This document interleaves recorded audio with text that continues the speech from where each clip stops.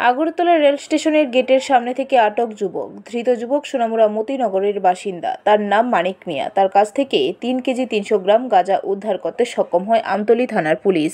জানা গেছে, এই গাঁজাগুলি নিয়ে চেন্নাই যাওয়ার সময় আমতলী থানার পুলিশ তাকে আটক করেছে। জিজ্ঞাসাবাদ করে জানা গেছে, তার সঙ্গে আরও একজন যুবক রয়েছে। তাকে ধরার জন্য চেষ্টা করছে পুলিশ। গতকাল আমাদের কাছে সন্ধ্যার সময় আমাদের কাছে একটা খবর আসে যে একজন ছেলে এটা লাগেজ ব্যাগ নিয়ে গাঁজা নিয়ে যাচ্ছে। এই খবরের ভিত্তিতে এসআই সৌরভ সাহা সঙ্গে আরও অন্যান্য অফিসার সহ স্টাফ তাকে রেল স্টেশনের যে মেইন গেটের জয়রাম হোটেলের সামনে তাকে আইডেন্টিফাই করে এবং তার ব্যাগ থেকে তল্লাশি চালিয়ে টোটাল 3 কেজি, অনুমান 3 কেজি 300 গ্রামের মতো গাঁজা আমরা উদ্ধার করতে সক্ষম হয়েছি।